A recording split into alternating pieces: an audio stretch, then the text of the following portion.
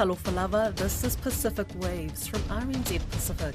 I'm Susanna Suisuiki. Coming up, a nationwide politics survey is underway in Solomon Islands. Also, I don't know where we're heading as a country, seriously. There's no respect for rule of law and gun violence continues to plague Papua New Guinea. And one of the things I struggled with was feelings of unworthiness and inadequacy. Mangere Arts Centre packs out for the premiere of Cook Islands documentary.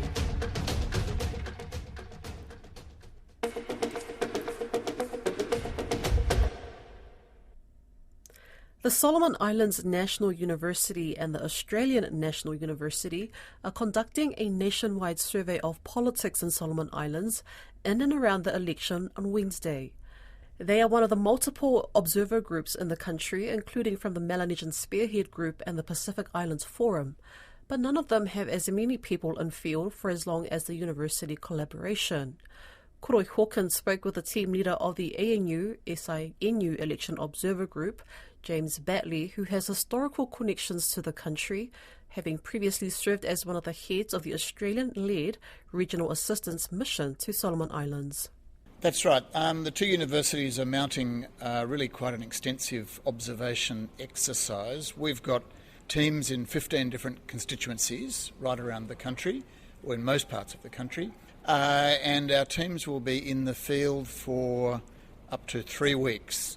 So we'll be observing the conduct of the election on election day itself, but in the week before the election and the week after the election, the teams will be conducting surveys of Solomon Island citizens just to gauge their attitudes on a range of issues related to the elections, of course, but also politics in general.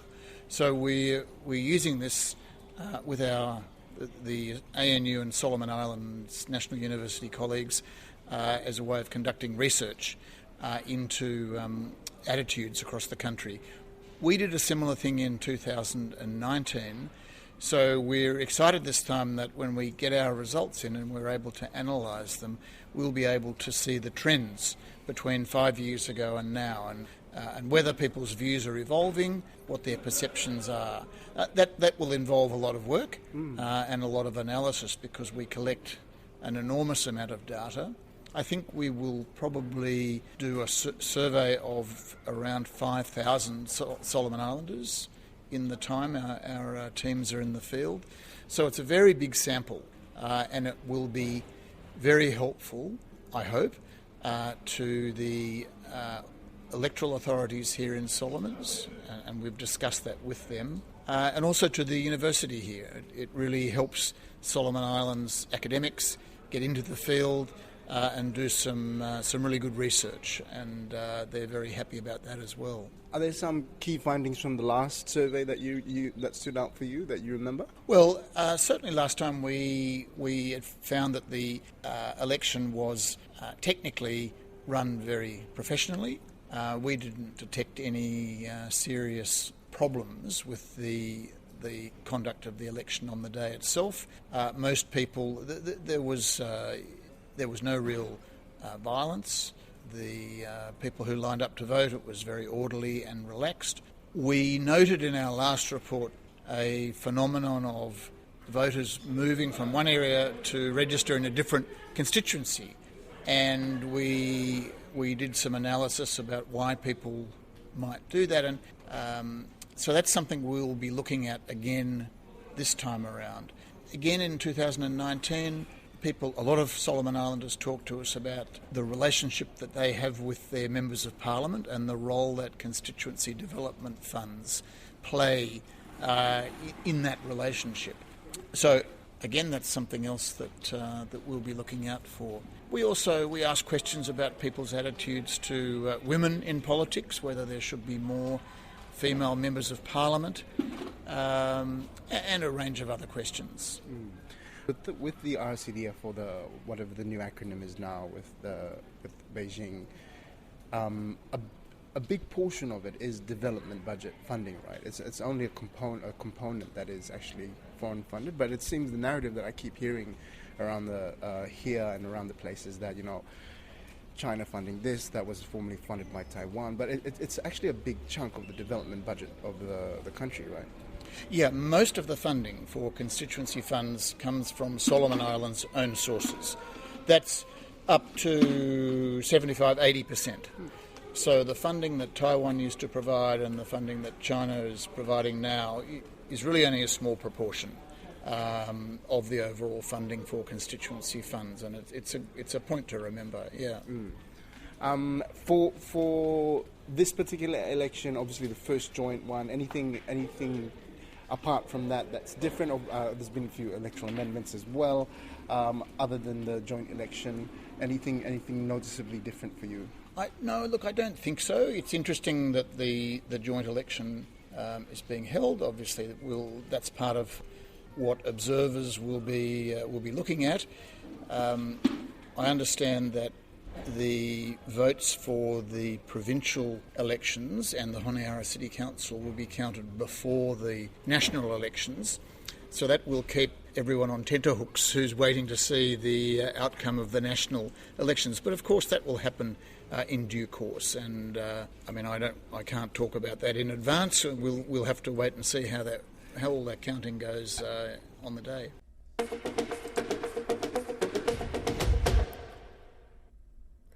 There's political frustration as gun violence continues to plague Papua New Guinea.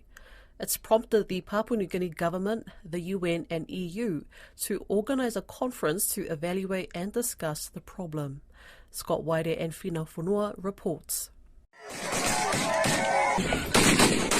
That's the sound of gunmen who massacred 60 people in an armed ambush. The incident occurred in February in the district of Wapenamanda in Enga province, where a tribal conflict has been raging for years.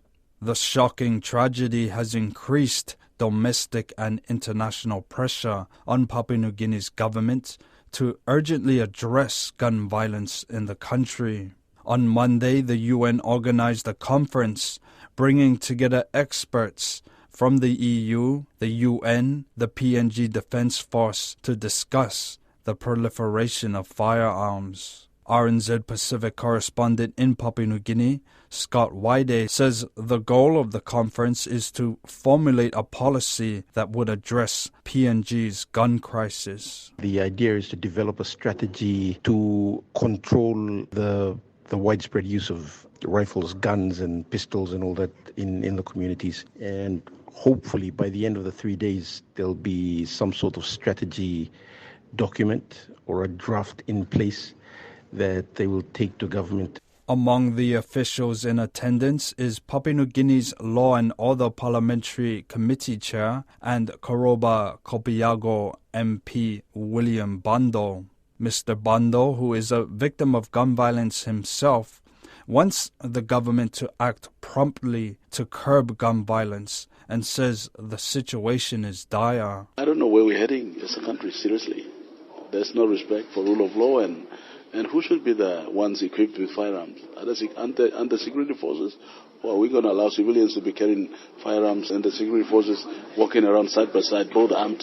What kind of country have we become? Former Papua New Guinea Defence Force Commander Jerry Singarok says the country is dragging its feet on addressing the country's gun problems. Singarok, who authored a gun control report in 2005, calls for tougher gun regulations. He wants to ban the public from owning guns. He told RNZ Pacific the reforms proposed by the reports are yet to be tabled in Parliament. There's absolutely no political will. I have had conversations with late Grand Chief Peter O'Neill.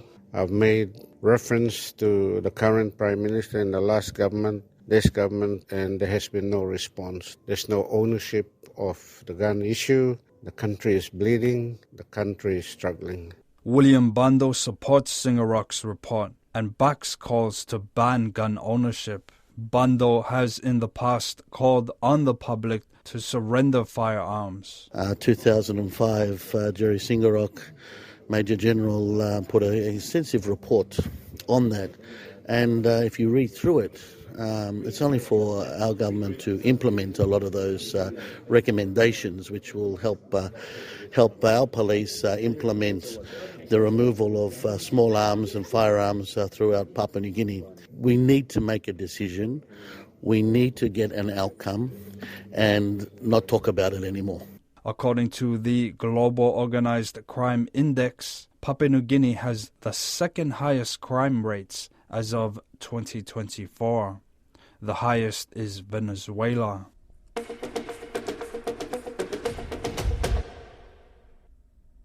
An academic says the New Zealand aid program has significantly improved its transparency. New Zealand's Ministry of Foreign Affairs and Trade has launched a new development data website, allowing the public to view almost all of the country's aid programs. Academic Terence Wood spoke to Caleb Fotheringham about the change and where it could improve. About a month ago, MFAT put a new development data website up online, and that's a data that allows people in New Zealand to have a look at all or almost all of the different aid projects that the New Zealand aid program runs. Okay, so did MFAT not do this before? No, previously the information available if you went to MFAT's website was very basic. It was often out of date too, and wasn't much of a guide in terms of letting people know what New Zealand was doing by the way of its foreign aid. Before, was there any way for people to be able to find out what New Zealand was doing with its foreign aid? You could by a very roundabout route, and that was about a year or more after the fact. You could go to an OECD website, and if you knew how to use that website, you could get quite detailed information on our aid spending, although it was in US dollar figures. And like I said, it was only released quite some time after the financial year in question had ended. So with this new website, how much does it break down the aid spending? Is it pretty generic, just telling you the country and what they're doing in a roundabout way, or is it quite specific? So no, you can go, if you click down to one of the countries, you can go and you can actually get a list of all the projects that are run in that country. And if you look at any of those projects, you can actually click on the individual projects and get a reasonable amount of information on the project.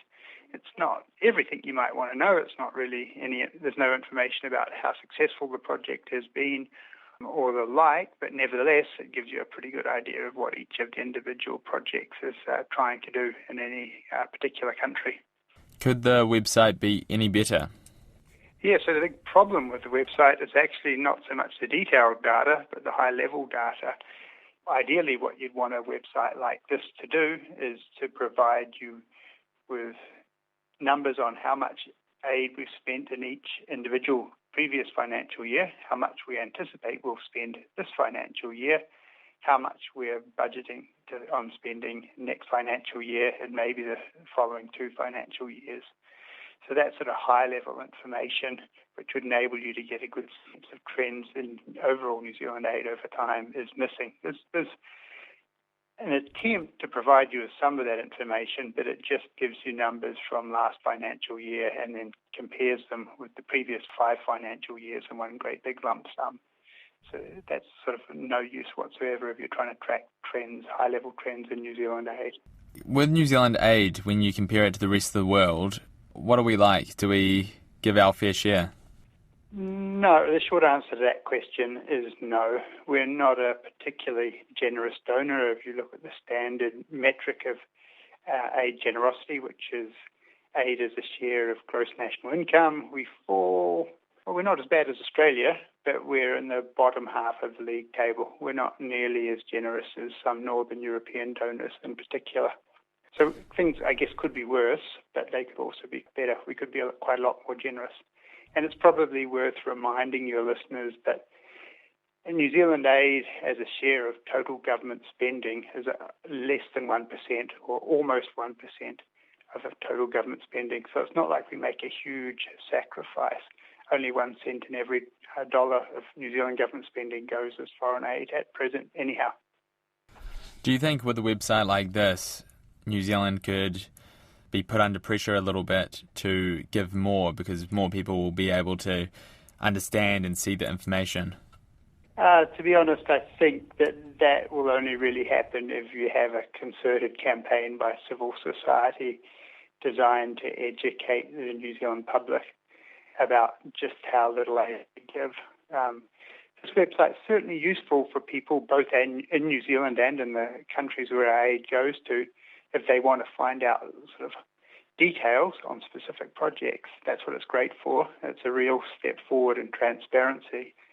But if you're trying to sort of mobilise public action here in New Zealand to prompt the government to be more generous, I think you need to take some numbers and then put them into a bit of a narrative format, trying to find a way of persuading people. And you won't persuade people with detailed data on a website. Now, last week on our show, we featured New FM host and filmmaker Chelsea Cathers-Munro, who spoke about her documentary, The Waka That Waited. Well, on Friday night, the film finally made its debut at the Mangere Arts Centre, where the Cook Islands community turned up in droves. Tiana Haxton was there and has the story.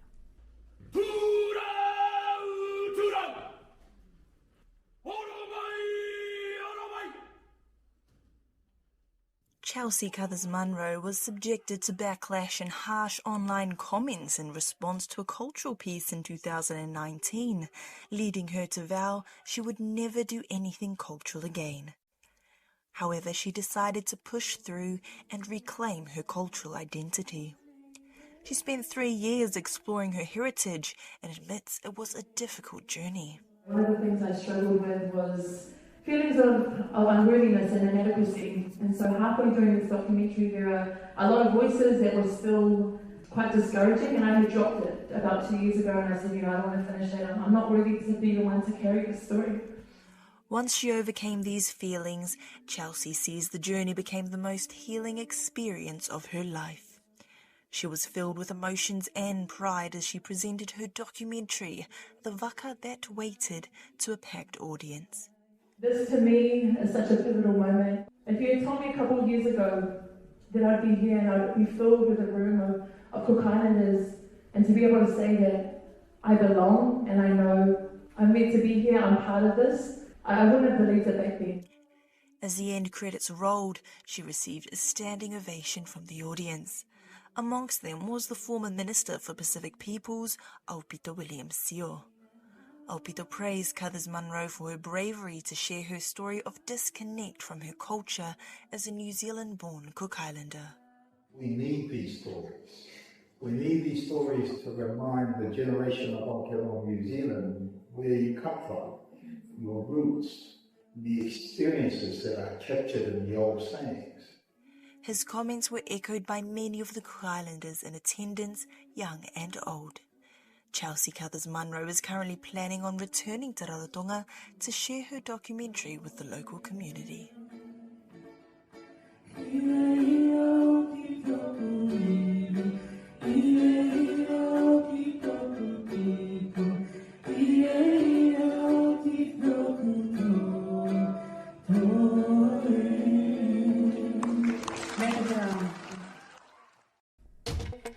That's Pacific Waves for today.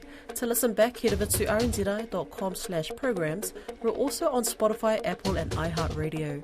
From myself and the RNZ Pacific team, so far so far.